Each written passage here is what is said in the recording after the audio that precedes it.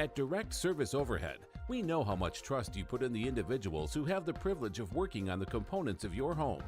We understand that a broken garage door is the last thing you want to be worried about, and most of the time, doors break at the most inconvenient times. Our professionally trained technicians service 24 hours a day, and our high-cycle parts are guaranteed to make a noticeable impact on your garage door without putting a damper on your wallet. If you're looking for need of assistance maintaining your current garage door, our team has the experience and expertise to deliver the results you deserve. Give Direct Service Overhead a call today or visit us online to learn more.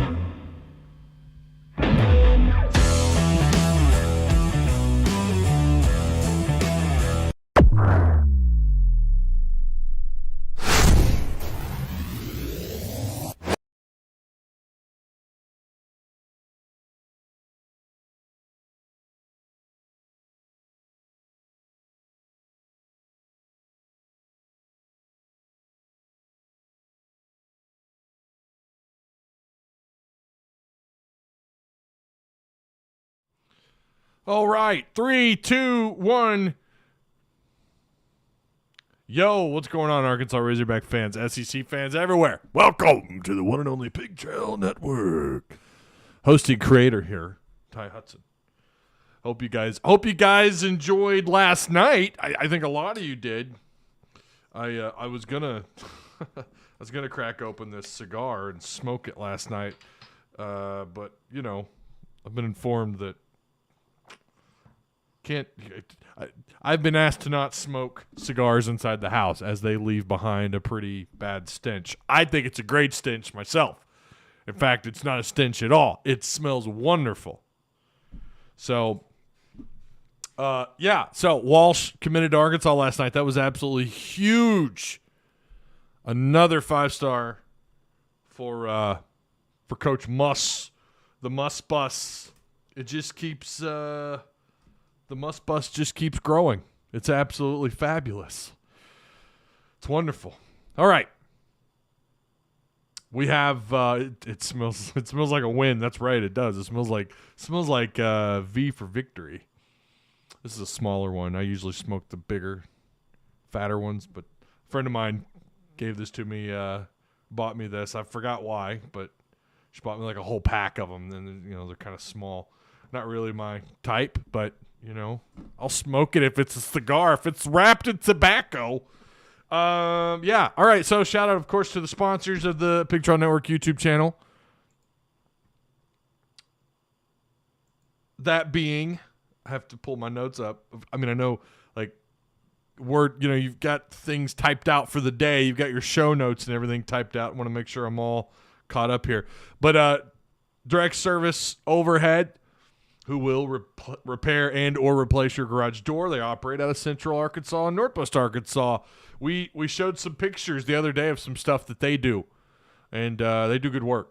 Shout out to Travis Ford and the boys and the fellas doing good stuff, doing good work. But you could check out what they can do for you at their website. I've got a link provided for you down below in the description box if you guys want to check that out. And of course, if you're on Discord. For those of you who are like, I don't really know how to navigate YouTube. Well, if you can't navigate YouTube, you'll probably have a hard time navigating Discord. But the link is provided for you there regardless. So, again, those guys operate out of Northwest and Central Arkansas. So, give them a call. Also, State Apparel, who sell the world's softest shirts made right here in the state of Arkansas. As we've mentioned multiple times, some of you are going to be down in Little Rock for the Pine Bluff game. Why not go check out what they have in stock? See what they have available in the downtown Benton area, which is right outside of Little Rock. Benton, Bryant, right next to the Rock, baby. You go check out what they have in stores. Tell them Ty sent you. Maybe they'll give you 10% off in the store. I don't know. Ask them. Ty Hudson, Pictro Network. Do we get 10% off? I mean, that's a pretty good deal. You're supposed to use on the website. It's supposed to be Ty Rocks, but I don't think they would have. I don't think you'd have to recite Ty Rocks to the store clerk. People in the store should have an idea about that discount. I'm not sure, but yeah. Again, they do also sell Southern Marsh and Native clothing brands as well, and we have their link provided for you also in our Discord and in the description box. Okay. I don't know. We just shared this in our Discord. I just saw this. Now, I don't live in Little Rock. I'm hating this for people on over at down in Little Rock, but this article was just published. No, this was published on the 8th, so this is kind of old news. So a lot of you probably already know about this. I'm just now seeing this.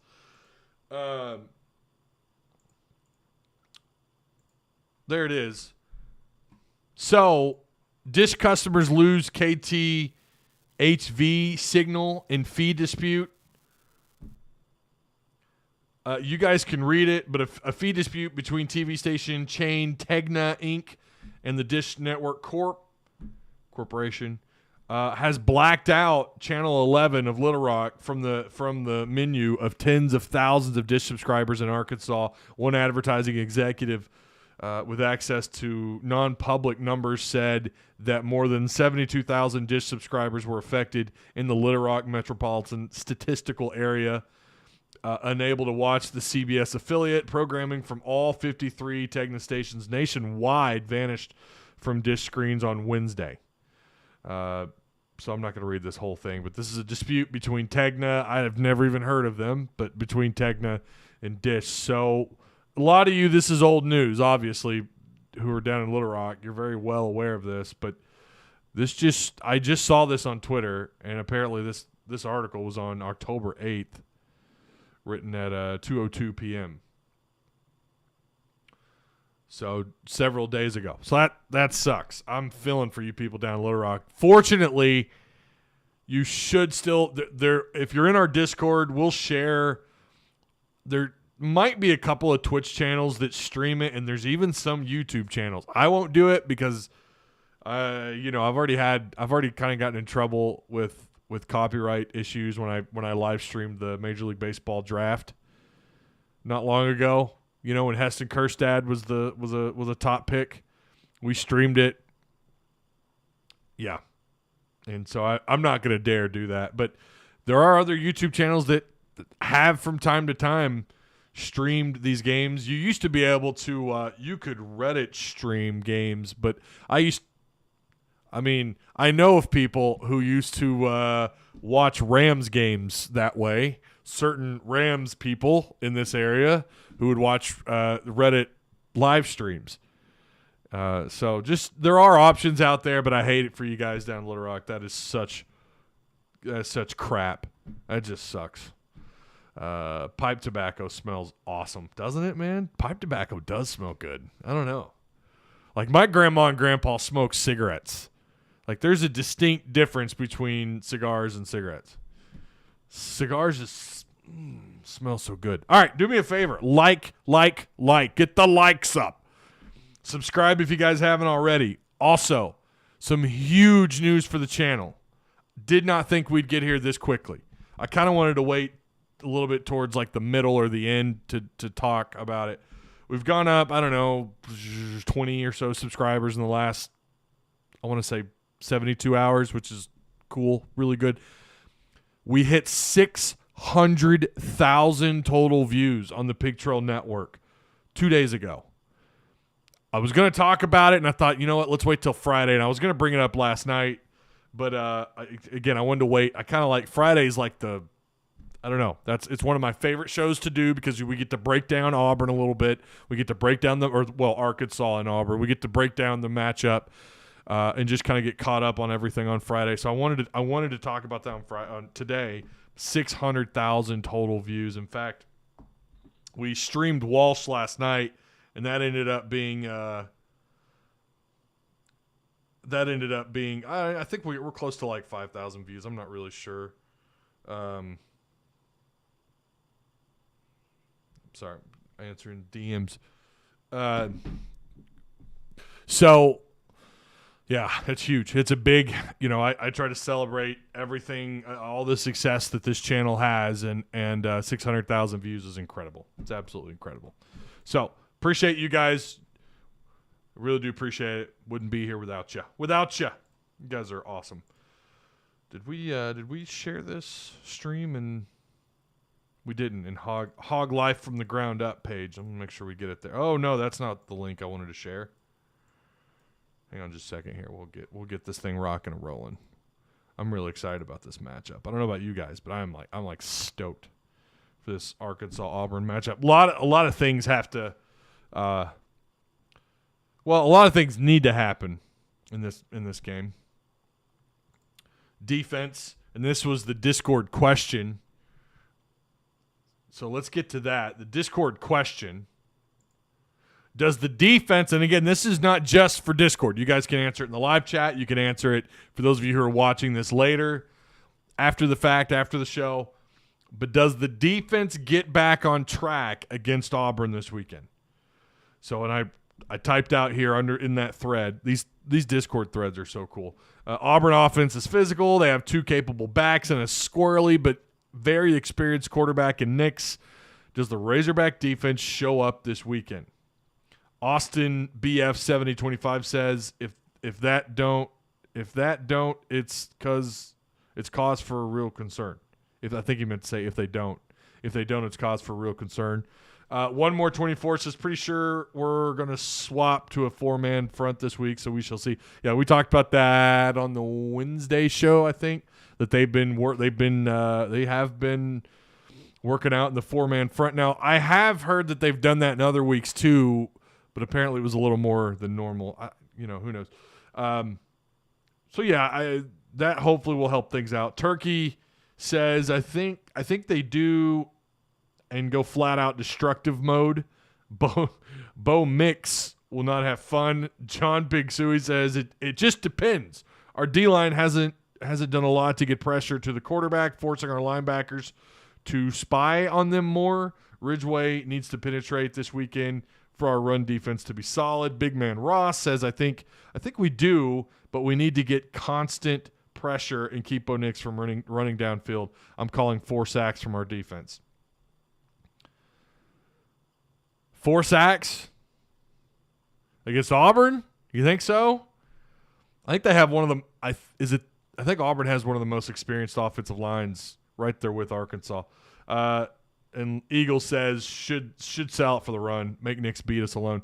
I like that I like that response. I like that. Force Nix to beat you with his arm. Now he does have a pretty good arm.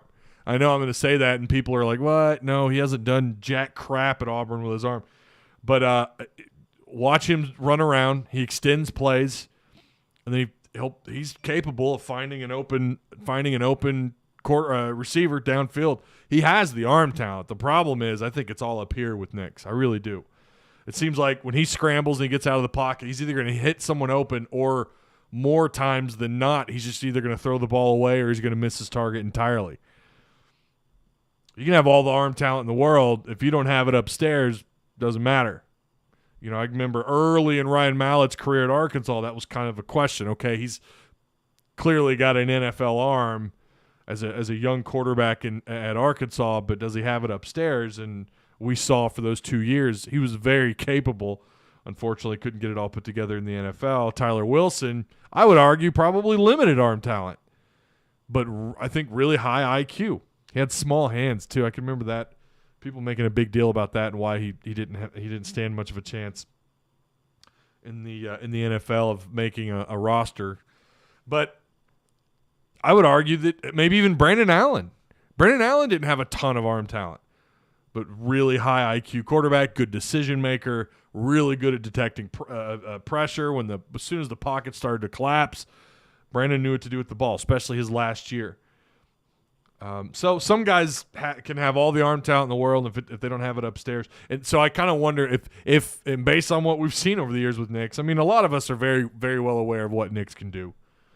So this is going to boil down to when he extends plays on offense, when he's scrambling around, running for his life, which, I mean, I don't know if Arkansas, I mean, like we said and like someone mentioned here in our Discord, we're going to switch to a 4-man front. Maybe we are able to finally get consistent pressure.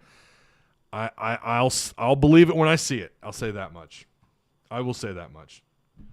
Duck Slayer says, no doubt in my mind our defense will be much better tomorrow. They're going to have to, because the confidence level in Arkansas's defense right now is at an all-time low. For this year, I shouldn't say all-time low. That's not a good take. For this season so far, it's at an all-time low. An all-season low, if you will. It's just completely diminished since Georgia. And then Ole Miss is going to do what Ole Miss does. Ole Miss is an elite offense. I think they made things way too easy for Georgia in that first half, and then Arkansas's defense kind of found itself in the second half. Ole Miss, by the way, apparently it's been heard from multiple players. Now, I don't know if this was from Hogs Plus. And again, I still haven't subscribed to that, and 90% of you have said it's totally worth it. I swear to God, I'm going to sign up for it, and then I'm going to go back and watch all this content because I love this kind of stuff. But apparently some players were heard saying that Ole Miss is doing stuff we haven't seen, or they're doing stuff different than what we saw on film. So that, I'm sure that played, if that indeed happened, I'm sure that played a pretty big role. Do me a favor, guys. Share the content. Subscribe. Like. Get the likes up. Get the likes up, brother. Sweet chin music. The like button, says Cody Phillips. I love that. James Arnold says, look at James out here. Everyone hit that like button. James and I haven't always agreed on things, but he's out here repping, man. I respect that. Thank you so much. Cigar equals success. Brandon had a better O-line too. He did. There's no doubt. Brandon absolutely had a really good offensive line. I think they had better game plan week in, week out. But Brandon, I think, it's odd. It's weird to say this, but he's the most successful quarterback since Clint Sterner in the NFL. I mean, tell me I'm wrong. Ryan Mallett bounced around. He started a little bit off and on throughout his career when he was with the Texans, and then when he lost his starting job, he missed a flight down to Miami, or was it Miami or Jacksonville? Anyways, he missed a flight somewhere. Clearly just was, I think he was upset about losing the spot and never really regained traction. Here's Brandon Allen, who has started in multiple games throughout his career, and he's still making 53-man rosters. I don't think people appreciate, and now since I'll say the last 5 or 6 years, I have a better appreciation. And I don't know if that's because I watched more and more Hard Knocks, especially when they featured the Rams a while back when Fisher was still the coach. Or I don't know what it is, or maybe just a little bit better understanding of how the NFL works. To even make a 53-man roster is incredible. And he's the backup behind, at one point in time considered one of the best rookie quarterbacks, and so on and so forth. The story kind of goes on its own. 600,000, that's right, 600K on the Pig Trail Network. I think that is so cool. Info on Catalan. So, Will, getting straight to the point here, aren't you, Will? You're like, I just want to know about Catalan, man. Old Rowe put out a tweet, 2 days ago, I think, that has since been deleted, claiming that Catalan wouldn't be playing on Saturday. Now, Old Rowe is one of those, I kind of always thought of him as like a parody Twitter account. Maybe not a parody account, but kind of like Barstool wannabes. And I hate to say that, I don't know those people. I've never had any interactions with Old Rowe. I don't. So I just based on skimming Twitter, they seem like a wannabe Barstool account. I don't know if they've ever been known for insider information. I have no idea. There's really, on Twitter, I don't really take anybody serious on Twitter because they have been wrong as many times as they've been right. So it's there's a couple of people that I'm able to talk to that, if assuming they'll respond, and they don't always respond, but when they do, if I can get some, that's who I take serious. I take everything I read on Twitter or on social media with a grain of salt. I do get screenshots from message board, and I do look at the free boards and what have you. I don't know. I really don't know what's going on with Catalan. We know Sam Pittman discussed this earlier in the week, and some people think he slipped. Travis Ford's the one after I went live on Monday, and I've been saying for weeks, there's something going on with Cat. Something happened against A&M, and I don't know. I think it's his arm, his hand, something. And then Sam Pittman says this week, again, an hour after I go live, or after the show ended, Sam Pittman talks to the media, and he says, he broke his hand and he's playing in a cast. He would have had an interception had he not had his hand wrapped up. So it's like, oh, okay. So he's clearly playing with it. He's clearly playing with that broken hand. I think it's his left hand. I've not heard anything to verify that that's true, that Catalan is not playing this weekend. I've not heard anything about that. So we'll see. I think he plays, but you never know. Brandon could put the ball downfield. Brandon could put the ball down the field. He's still, he's not really known for his arm strength, though. I mean, it's not something he's known for. He's known for being a good short ball, kind of midfield throw guy. He's got like I said, I would say he's limited. When I say arm talent, there's a lot to that. That doesn't just mean strength.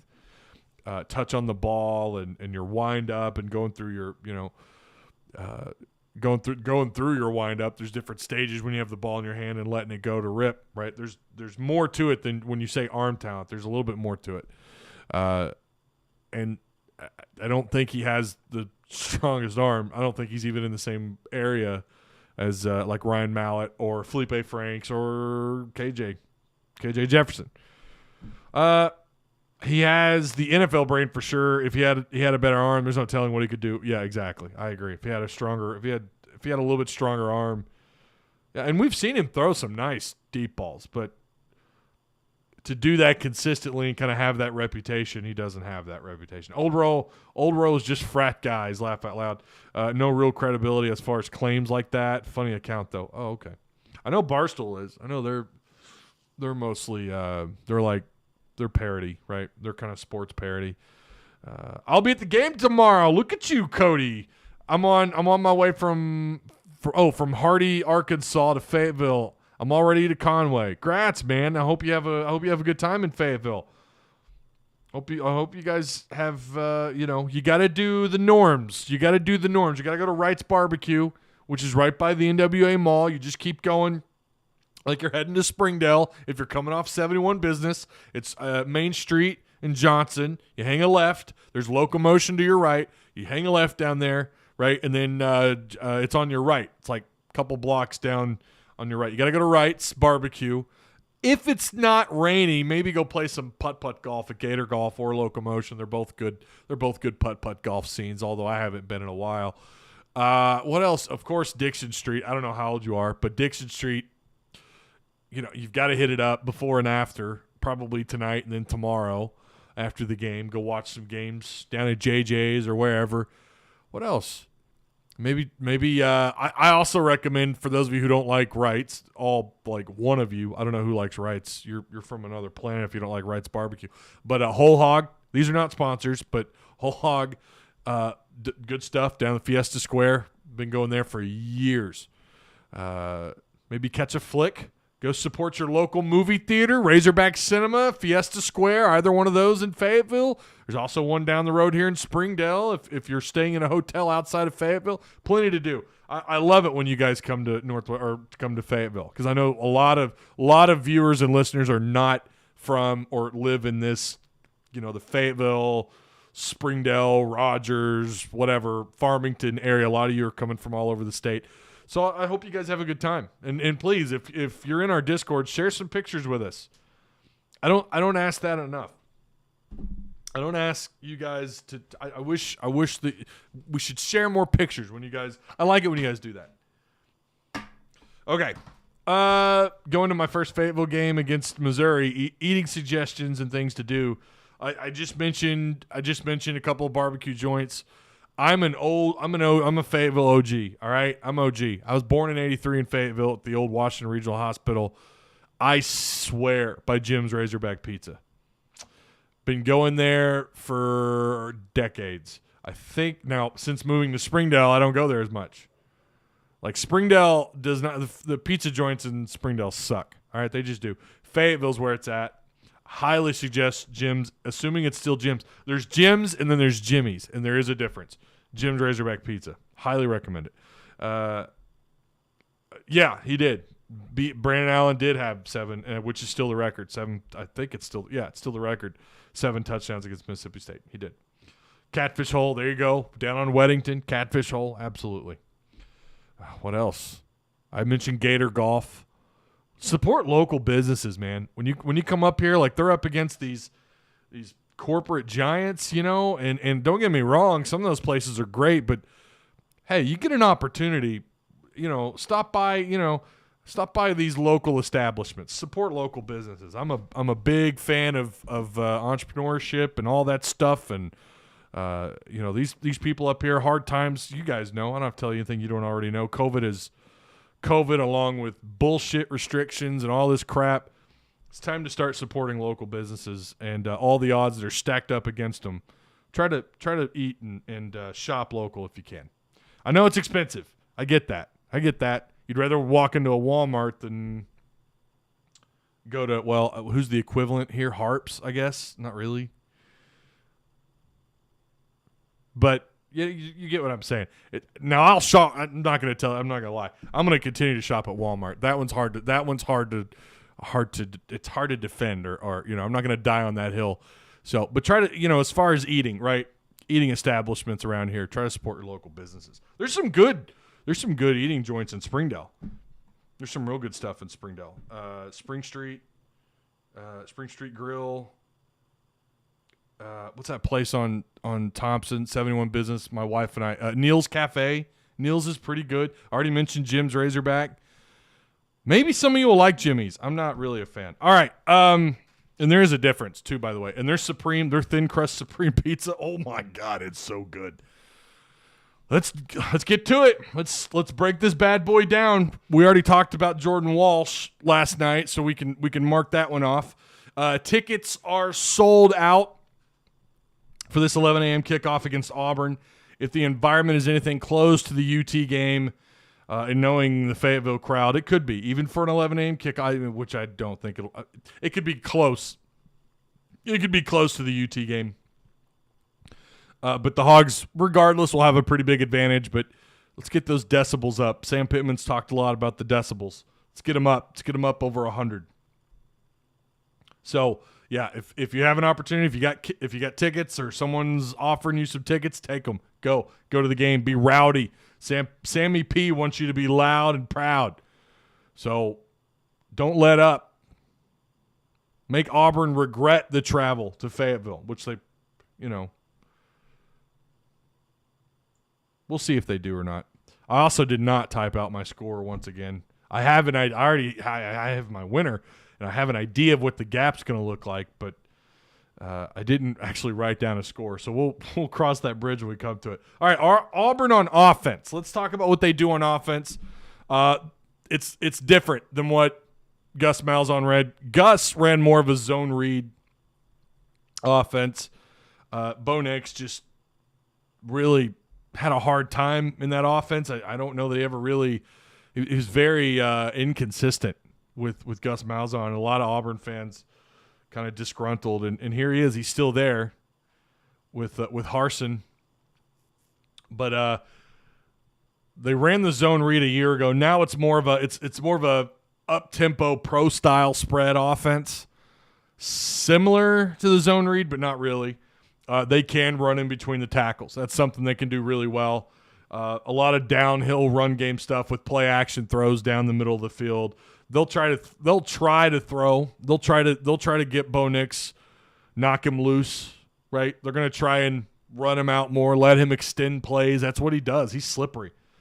Auburn currently has the number 30 total offense so far in the country. They average 6.4 yards per play, 451 yards per game with 21 total touchdowns.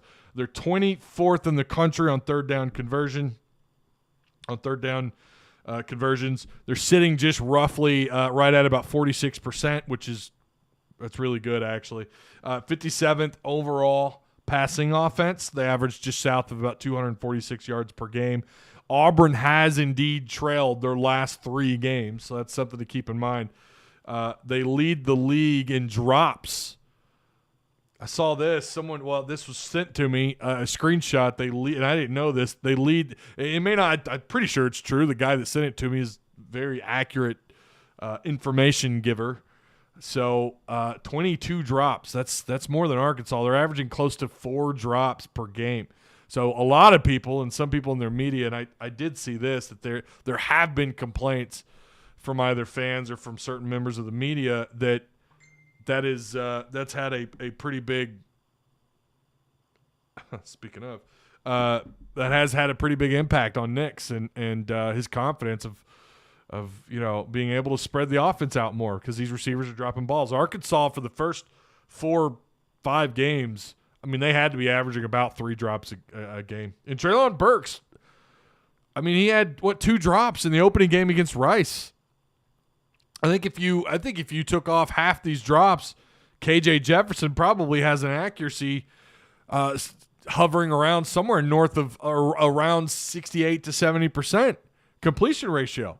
There were a lot of drops, but since then that's kind of come down. The last couple of games we're seeing, against Ole Miss, we saw. Did they have 1 drop against Ole Miss? I think so. That has had a little bit of an impact on Auburn.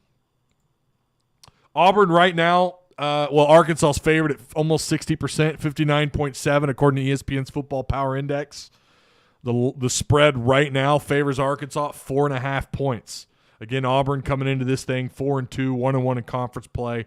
Arkansas 4-2 with a sub 500 conference record at 1-2 in the SEC.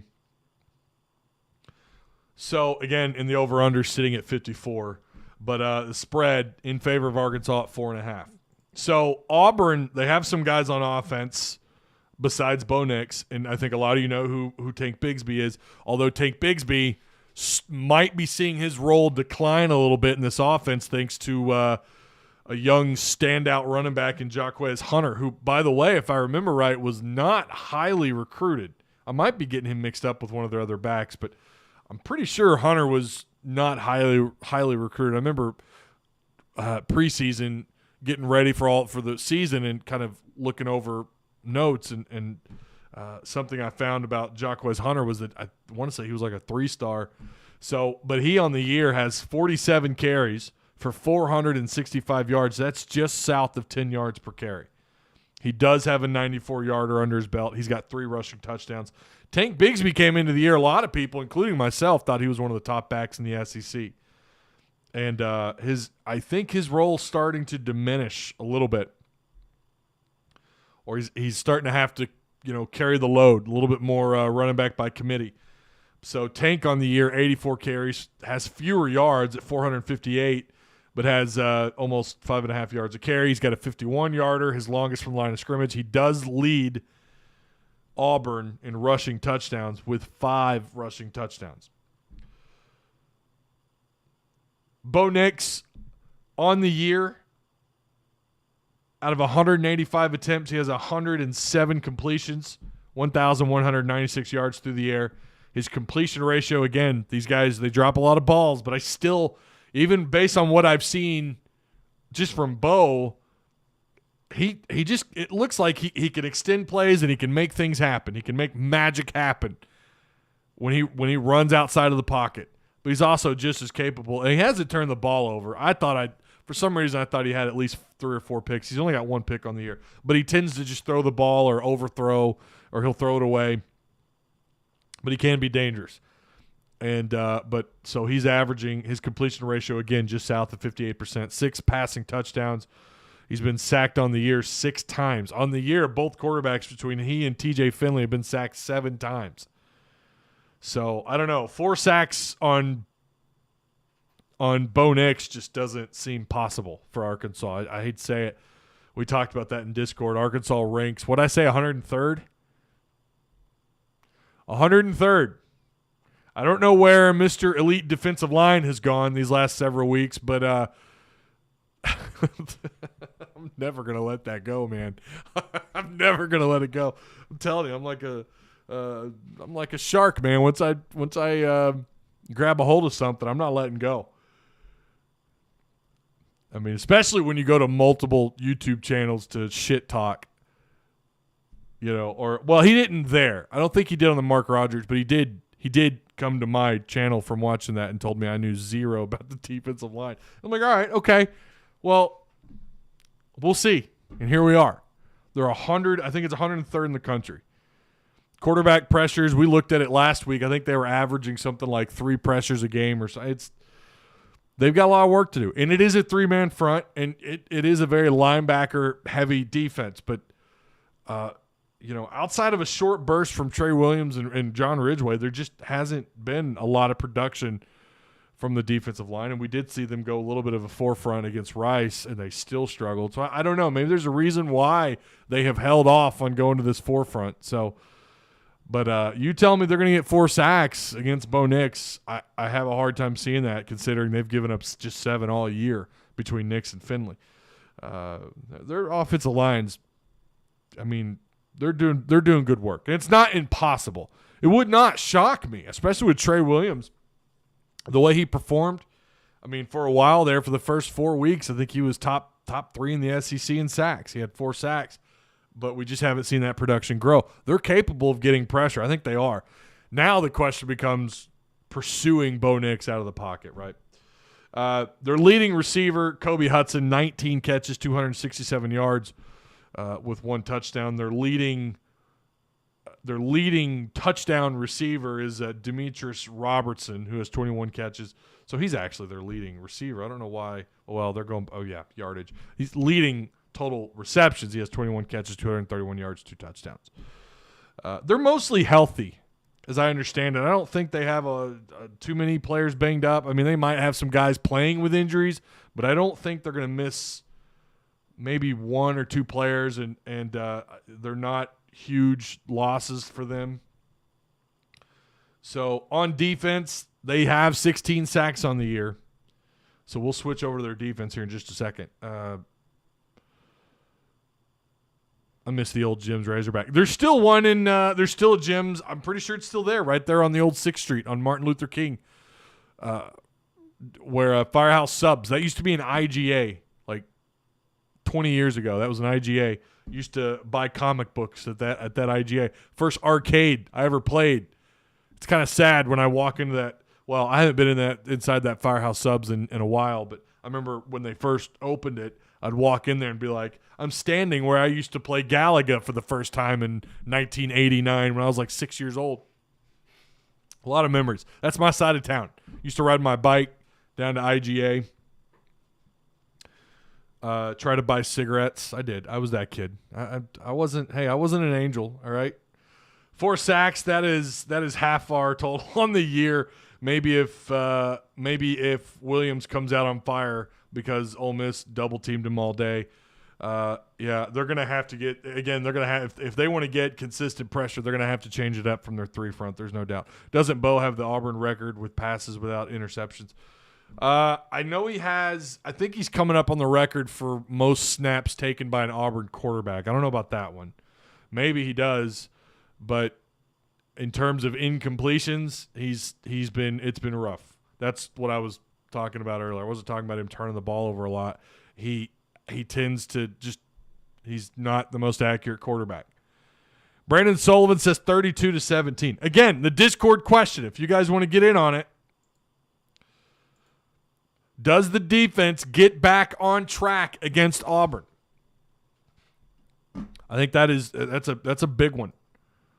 There's a lot of things need to happen, for this defense to get things going. It'd be nice if you could not only get pressure, because pressure's not enough, man, on Bo Nix. It's not enough. You got to actually bring that guy to the ground.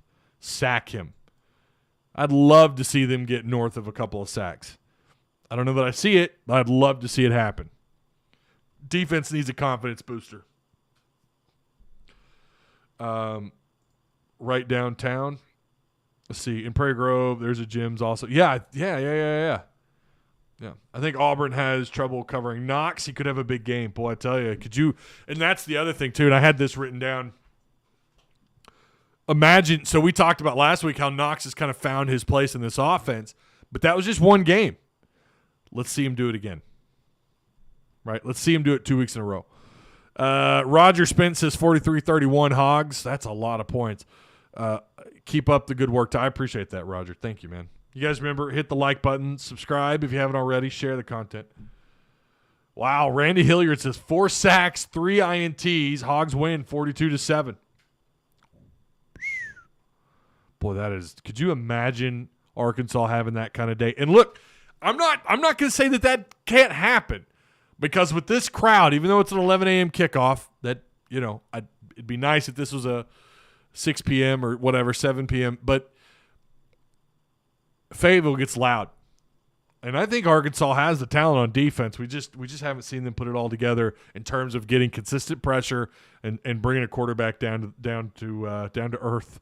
We haven't seen them do that enough, and not consistently either. Defense needs to get a turnover. They do. They didn't have a single one against Ole Miss or Georgia. Oh, my goodness. When was the last time Arkansas's defense got a takeaway? Yeah, that's got to change this weekend. Absolutely.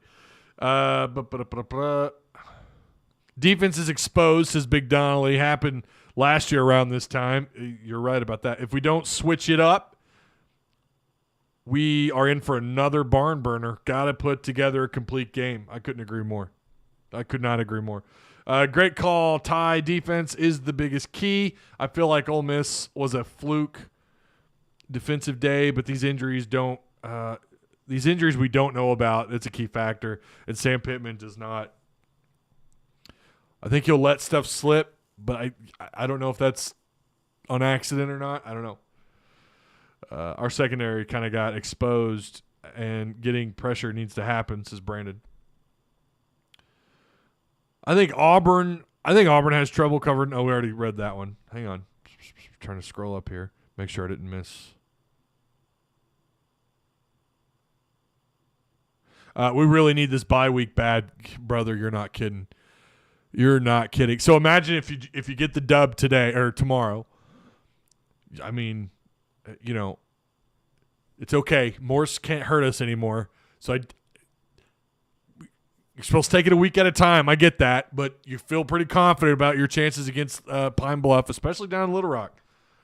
I think Little Rock. I think that crowd's going to show out. I hope they do. Now, if you lose Saturday, they may not, because now all of a sudden all that momentum that you had from being ranked in the top 10 just kind of starts to diminish.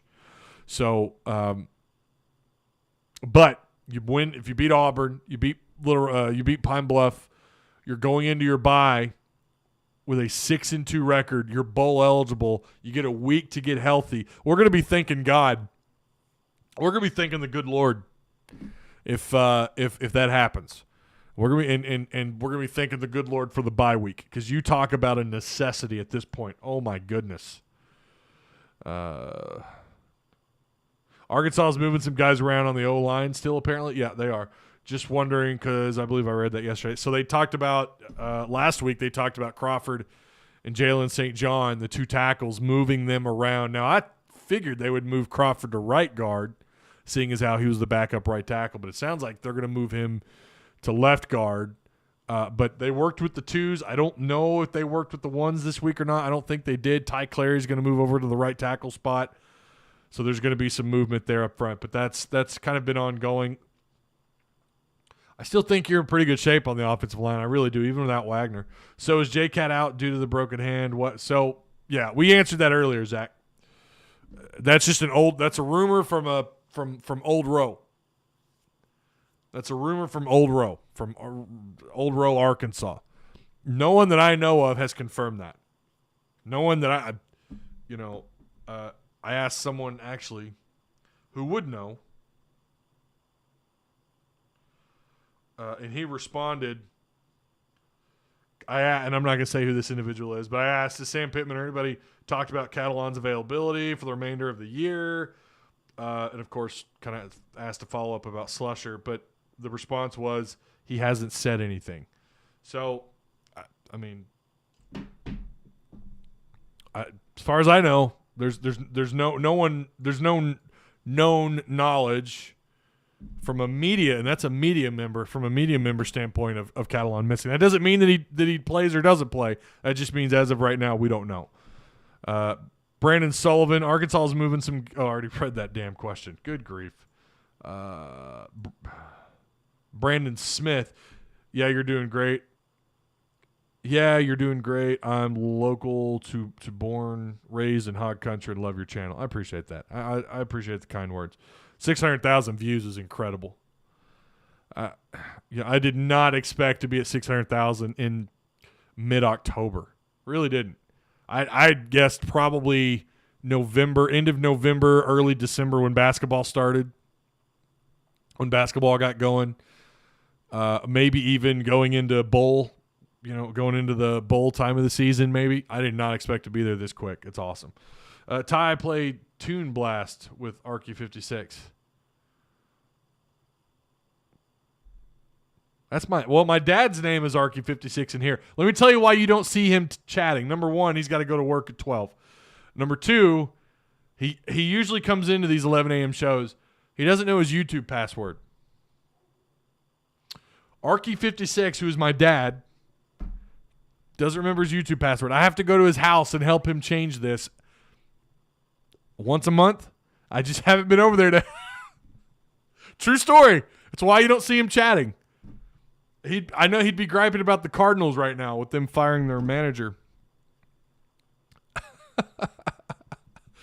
So I got to go over there to help him remember his YouTube password so he can comment on these videos. They need to screen the refs. Oh, they need to screen the refs before they come into the stadium. We can't have another game like last year. Oh my gosh. Redemption, man. I'm telling you. I see Auburn winning close, says Manny C. Last turnover taken, I just checked. It was Texas A&M. Was it really? That's terrible. I appreciate the answer. I joined late. That's cool. Yeah, we did. We talked about it earlier. I love Traylon Smith to death, but he is clearly the third best back. Dominic and Rocket need the majority of touches this game. I don't think you're wrong. Traylon has shown the ability. He's more than capable, right? He's more than capable. Traylon is a great. I think that it's a good problem to have, what they have right now. So again, we talked about their standouts on offense. Auburn on defense. We know that it's Derek Mason. You guys remember Derek at Vanderbilt. He also spent some time at Stanford. What did he do at Stanford? Was he coached linebackers? I don't remember.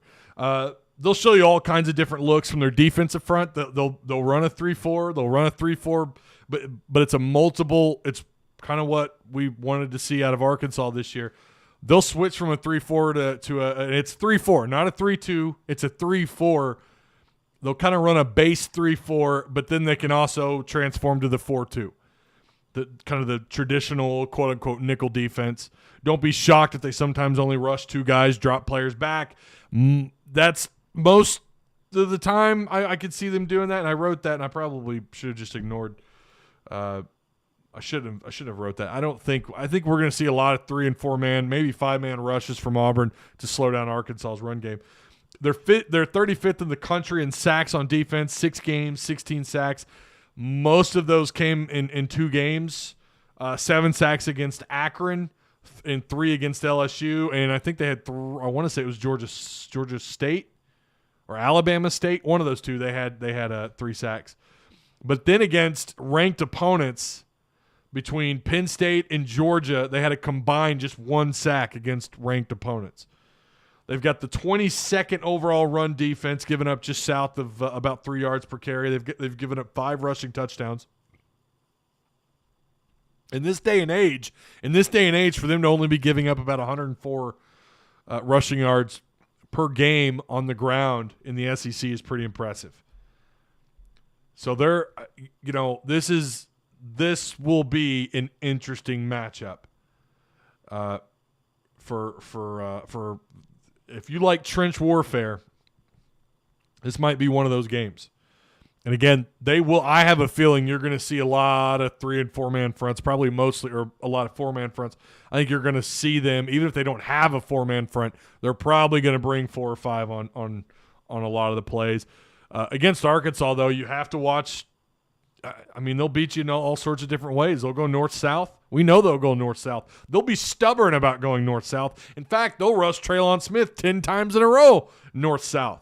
But they can also kick it outside. We've seen them kind of run those little quick option, QB options to the outside edge. Arkansas is capable of setting the outside edge, but they've had a lot of success between the tackle and guard, in between the tackle and guard, trying to run more of a north-south. They like those little kind of – they're not really counter gives, but they'll have everyone run in one direction.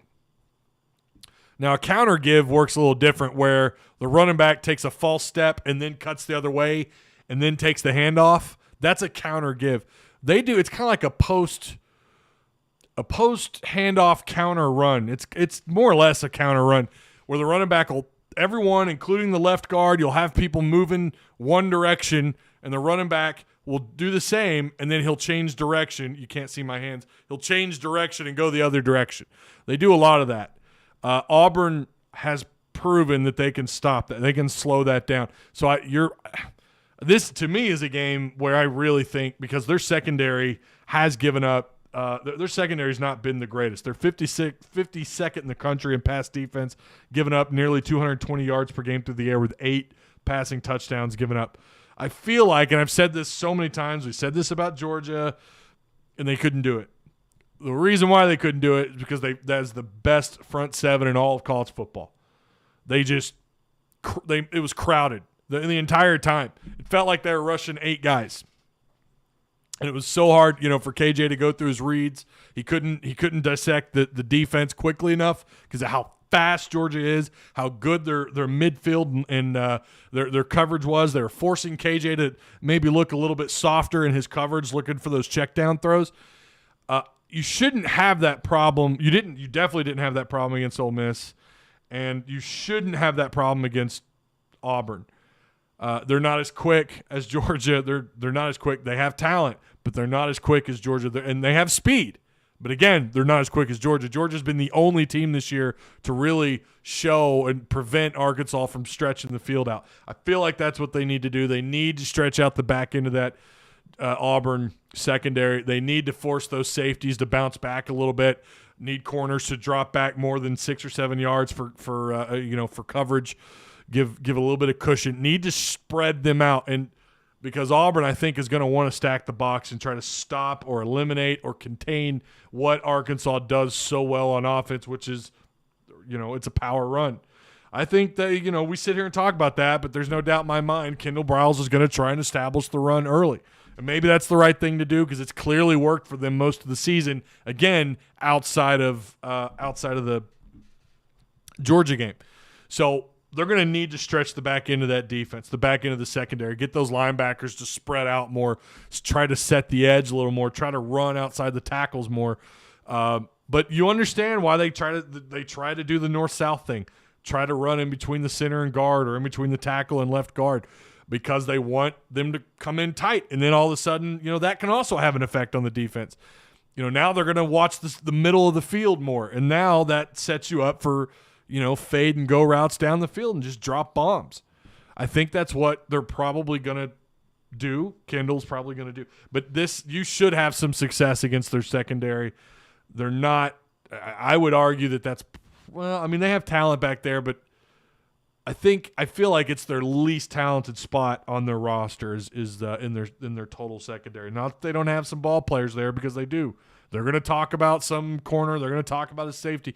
But in reality, I think when you look at the body of work so far for Auburn, that's kind of been an issue. Again, your 52nd ranked overall pass defense giving up 220, which again isn't terrible, but it's just very vanilla. So side by side, Arkansas, talking about Auburn's defense and Arkansas's offense, Arkansas scores just ahead of 32 points a game, which is in this day and age is kind of average in terms of scoring. It just is. Everyone scores 30 to 32 points a game now. Really need to be north in this league 35, which is hard to do, but north of about 35 points a game to be I think effective week in and week out. That's kind of where you would like to be. But Auburn's scoring defense, 19 points a game is what they give up. Total offense for Arkansas, 462 to Auburn's defense, who gives up only 320 a game. Rushing offense is 245 yards a game. We already talked about Auburn giving up just north of 100, right at about 104 yards a game. Passing offense.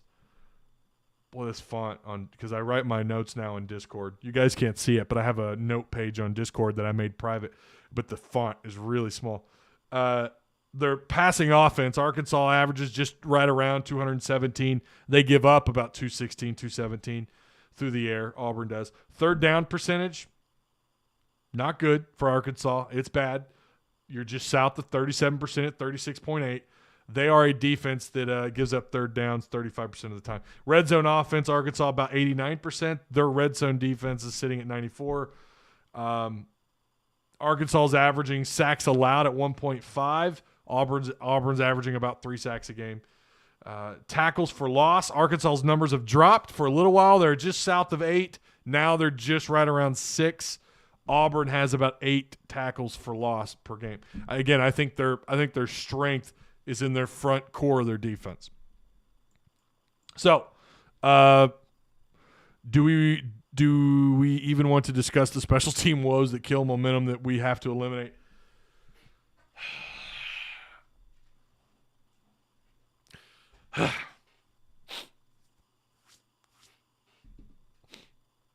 Special teams has been shit most of the year. They have made improvements. Okay, they have. Kickoffs, they're no longer being kicked out of. They're no longer curving right. They're going out of bounds out of the back of the end zone this year, not before the end zone. So that's a plus. Little has been wonderful. I mean, he really has. Yeah, he's missed a couple, but he's been great. For a true freshman kicker, I mean, bravo. Great. Punting game has been good. Punt coverage has mostly been good and pretty consistent. There's still mistakes. They're still getting penalties on fourth down. Of course, they've got the 2 punt blocks given up this year, which is 1 too many, but now it's 2 too many. But kick coverage has been great. I mean, it really has. Punt coverage has been mostly consistent. But it's in the return game, they're just not there yet. They still don't have anybody to bring out punts. I'm not going to hate on them too much. I'm hoping we just have a game where there's no foul ups like that. Avoid mistakes, period. Right? It's not just all in the special teams. Arkansas is still one of the most penalized teams, and that's not all in the special teams. And they have made improvements in the right areas. But my God, they still make mistakes. It's like they are a liability when they take the field. And they're paying a guy almost $500,000 a year to coach special teams. I realize Fountain also is a big-time recruiter. I get that. I just think, I don't know, would like a little bit more return on that investment. It's just not been – but I will, again, punting coverage, kick coverage, kickoffs, going out of the back of the end zone. Golly, that's wonderful to see. Little has been great. Other than falling down on his own, I still don't know what the hell that was about. I don't know if you guys saw that. I want to say that was that A&M, where he kicks and you see him fall. I don't know what the hell that was about. But 2 missed field goals. That's not so bad. I mean, he's done a really good job. I think he's 2 for 2 on between the 30 and 40 yard or 40 to 49 yard kicks. Oh, there's my fancy football alert. Your team is garbage. So I like the improvements that we're seeing there in special teams. but it's like the return game. They're just lost. I don't know. Auburn hasn't beaten a ranked team yet this season. You are correct, James. They have not. Odom can't be stubborn with the 3-2-6 defense. Don't let Tank gash us again. Yeah, last year, you guys remember the first half. That first half was abysmal. I mean, I think they had 200 yards rushing in the first half alone. It was embarrassing. What did Tuss say? I think the Auburn rushing defense is overrated. The only good rushing team they have faced is Georgia, who ran all over them. LSU, Penn State aren't great rushing teams. Georgia State ran well on them. I didn't catch the Georgia State game. Penn State, you have to give them credit for the way they walked into that place. That is a hostile environment. I would argue that is the best home field advantage in the Big Ten. And they walked in there, and I think they were good enough to win that game. Say what you want, but they showed a lot of moxie in that game, and there was some really bad, typical SEC officiating in that game that went against both sides, if I remember right. I watched a good portion of that game and thought Auburn was good enough to win that game. So things like that kind of give you pause for concern. They did manage to score on Georgia. Arkansas didn't. But you know what? Different week, different vibe. Sorry I'm late. Tonka Todd. Captain Mike says, late to the party as usual. I hope notifications went out. It will let's see. Nathan Hoskins says, I'm not worried about the offense. It's the defense and special teams that need to step up and adapt. If something isn't working, you have to try something different. Right. I agree. I'm not as concerned. I think they should. I think they will. Arkansas's offense will start to gash Auburn up front. I do think they will. I think eventually, it might happen early, it might happen late, they will get the run game established against Arkansas. It's like, no matter, I mean, it's almost like defenses other than Georgia have no say in the matter. Arkansas is a power run offense, and they will run the ball. But Arkansas's got to do their you guys are right. The defense has got to be able to step up. They have to make adjustments. They have to do something about that 3-man front because it's not getting the job done. And I don't even know that a 4-man front does much. I don't know. I don't have a lot of I do think Trey Williams has it in him to be great. I really do. Ridgeway at times this year has shown he's built for this league. We just need to see it more consistently. He could be playing with injuries too. I mean, like we said, you don't know, and we probably won't find out about these injuries until until next fall camp. Jake Robertson said notifications did go out. Well, okay, you got a notification. That doesn't mean everybody did. Some people don't. And I get several of you either in chat or in DMs. Hogs 37, Auburn 20 says I improve. All right. I want your scores. We're at the hour 3 mark. I want your scores on top of the question of the day too. Do them both. Man, what happened to the Texas A&M defensive playing?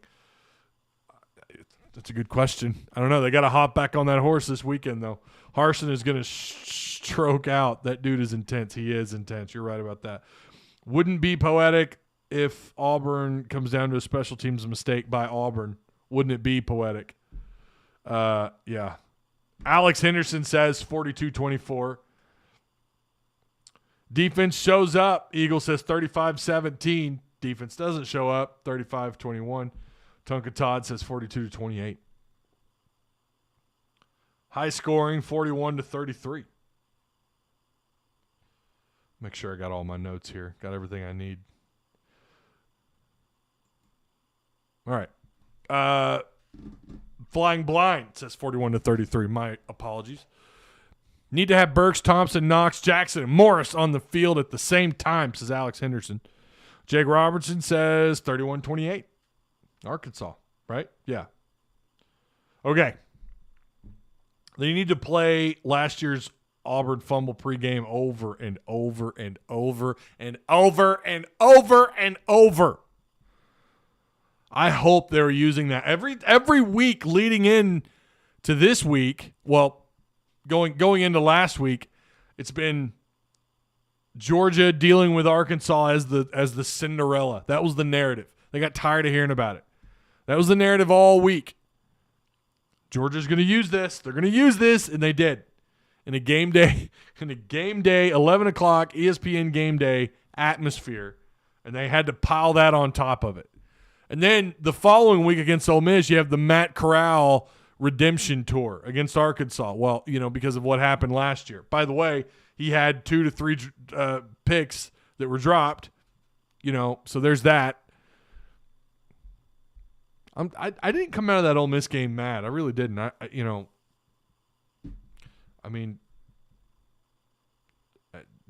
still stand by what I said. I don't think the better team won. I think Arkansas was the better team. Arkansas just, you drop those picks, you miss field goals, I think the 2-point conversion was the right call. Absolutely. James Arnold says 45-38 Hogs. Did I read Brandon Smith's 31-21 Hogs? Lee Dunavant 30-28. Keep up the good work. I appreciate that, Big Donnelly. Thank you. 600,000 views, baby. Hey, 1 million views. That's the next goal. That's the big one. The big 1 mil. Yeah, if you got a notification, that's good. That's really good. Refs should be made to watch that on a loop for an hour before the game. Tusky 66 says 31-20 Hogs win. All right. I'm going to end it on this.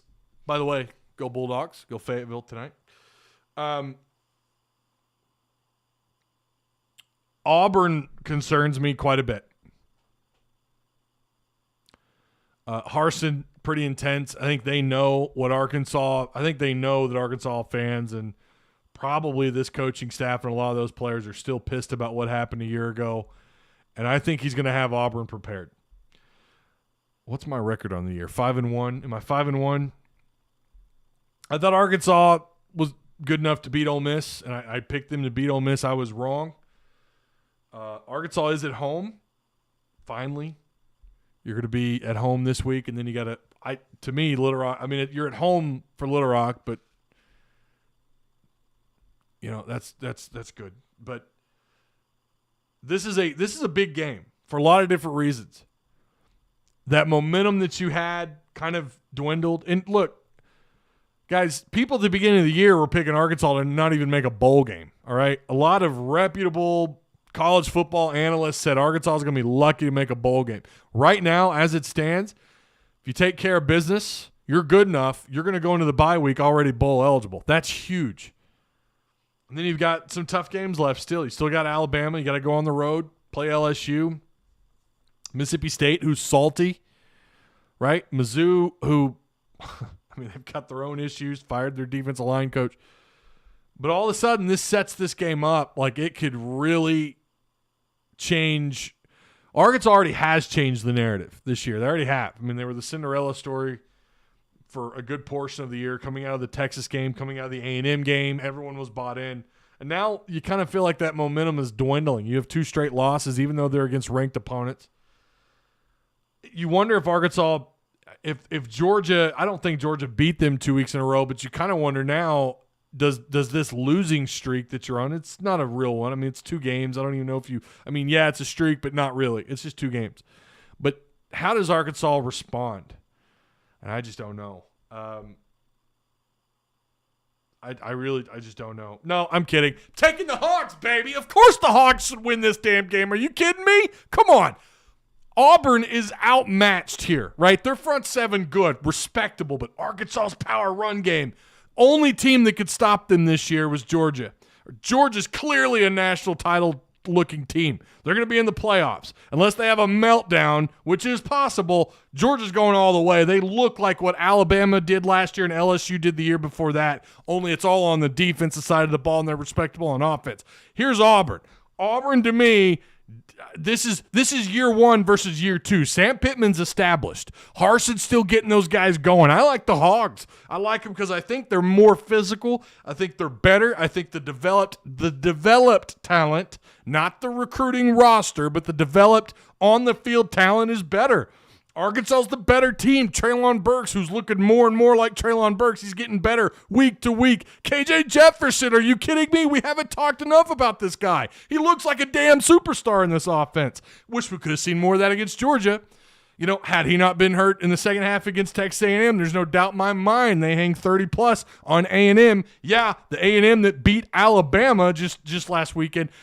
No doubt in my mind, Arkansas gets the dub this weekend. They get it in front of their home crowd. I don't know how many people are going to be there because it's an 11 a.m. kickoff, but I know hunting season, everything's going on.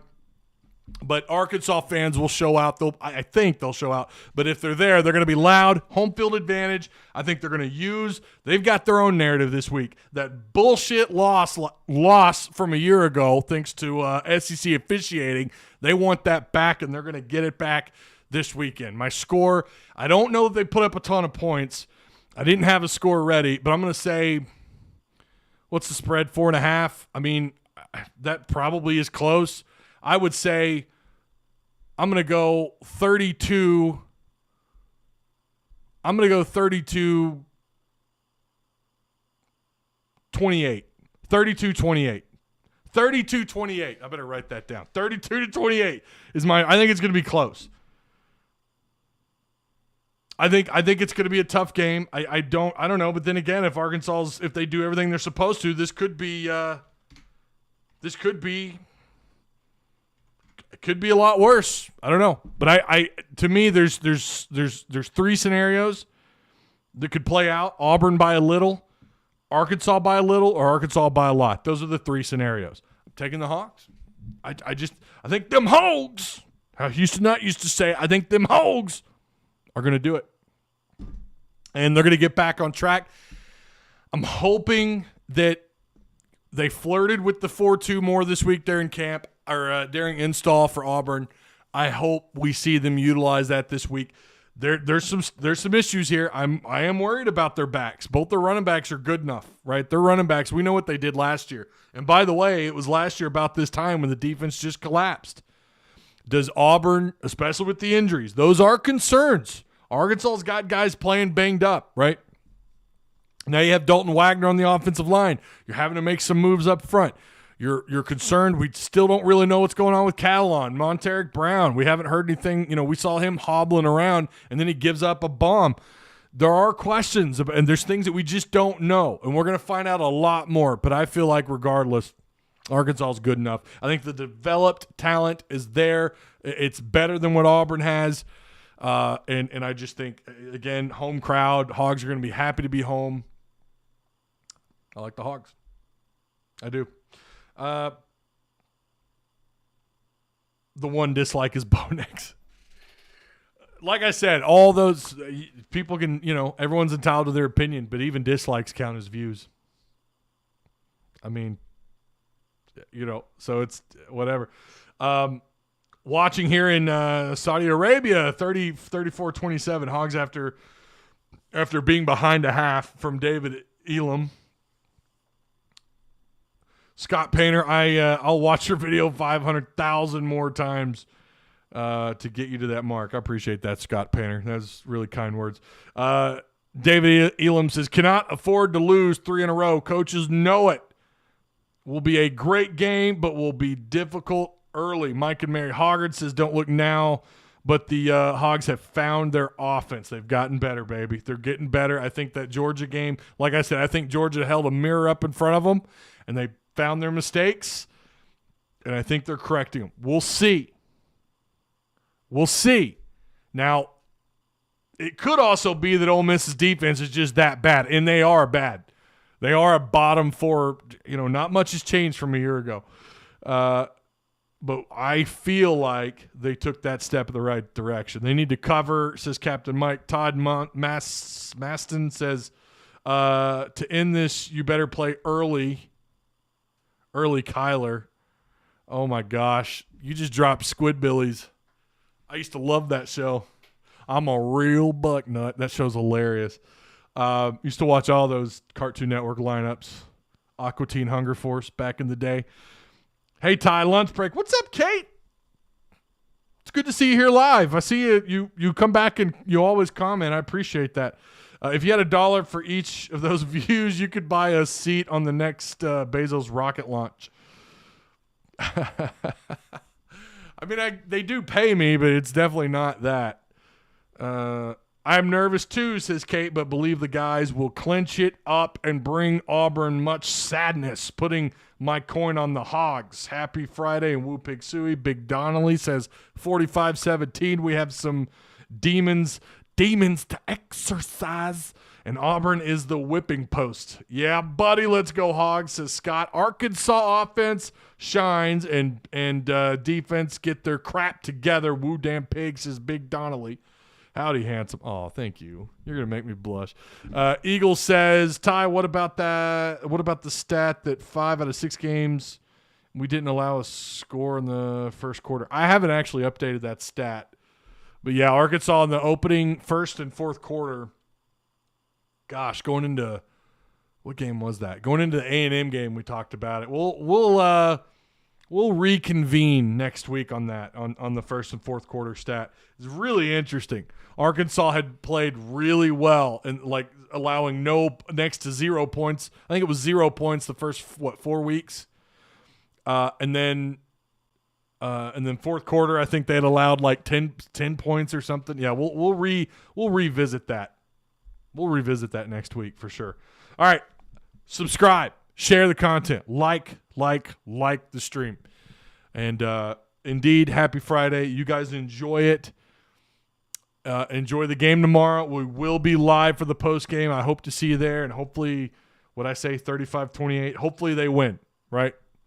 Cover or not, I don't care. I just hope they win. They got to get back on track, and I think they do, and it starts tomorrow, 11 o'clock.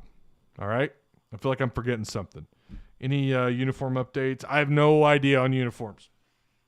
No, I do not. And if you guys missed the Catalan talk, there's been nothing to confirm just yet that Catalan's missing, so we don't know. Our elite defensive line. Oh, Sean, you are too much. So, all right. Hey, just watch it from the beginning, Frederick. What up, time late? But like you said, as long as I get on your show to show support, I appreciate it, man. All right, tomorrow, right? Post game, we'll be here. Woo, pig, suey, go Hogs.